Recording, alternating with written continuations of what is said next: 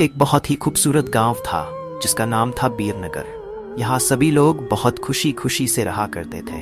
गांव में सभी कुछ अच्छा चल रहा था और इसी बीच अमेरिका से एक फैमिली अपने पुश्तैनी घर में रहने आती है। उस परिवार में पति पत्नी और उनका छोटा सा बेटा थे जो अपने हवेली में रहने आए थे।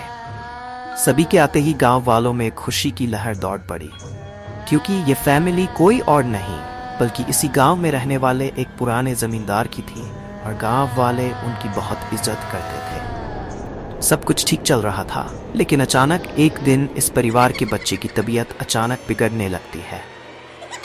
सभी को लगता है मौसम का परिवर्तन हुआ होगा, लेकिन बात तो कुछ और ही थी। धीरे धीरे लड़के का चेहरा नीला पड़ने लगा। आनन फानन में परिवार ने डॉक्टर को बुलाया और डॉक्टर को भी कुछ समझ नहीं आया तो उसने पास में ही बने एक हॉस्पिटल में उन्हें स्वास्थ्य परीक्षण के लिए आमंत्रित किया ताकि बच्चे की बीमारी का पता लगाया जा सके। परिवार ने डॉक्टर की सलाह अनुसार हॉस्पिटल जाना जरूरी समझा। सारे परीक्षण होने के बाद भी कुछ नहीं हासिल हुआ। जैसे ही सारा परिवार गांव पहुंचा तो गांव के कुछ बुजुर्गों ने बच्चे की हालत देखकर उन्हें ओझा के पास जाने को कहा।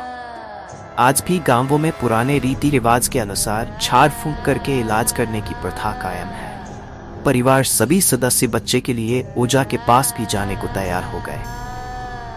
गांव के पास ही पहाड़ी में एक बाबा रहते थे जो कि काली विद्या में भी माहिर थे।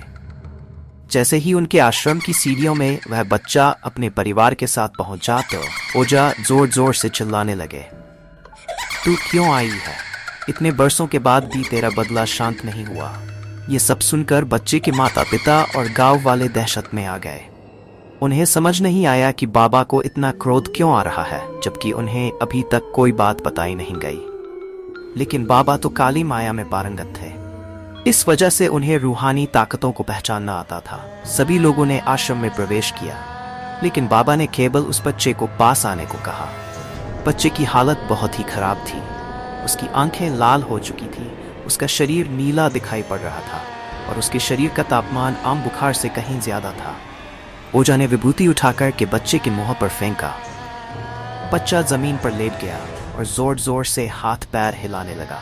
किसी को कुछ नहीं समझा रहा था कि बाबा की विभूति से क्या चमत्कार हुआ कि बच्चा अपने आप जमीन पर लेटकर ऐसी हरकतें करने लगा।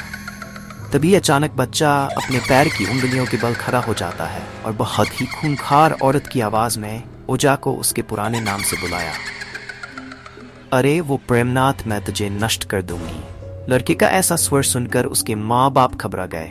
लड़के को इस अवस्था में देखकर उन्हें कुछ समझ नहीं आ रहा था कि ऐसा क्यों हो रहा है। तभी ओझा ने एक मंत्र पढ़कर बच्चे को अपने काबू में किया। सारे गांव वाले ओझा से पूछने लग, बाबा ये सब क्या है? ये बच्चा ऐसा क्यों कर रहा? तभी ओझा ने बताया कि इसके अंदर कोई चुड़ैल आ चुकी है जो कि आज 70 साल पहले चोरी के आरोप में जिंदा जला दी गई थी।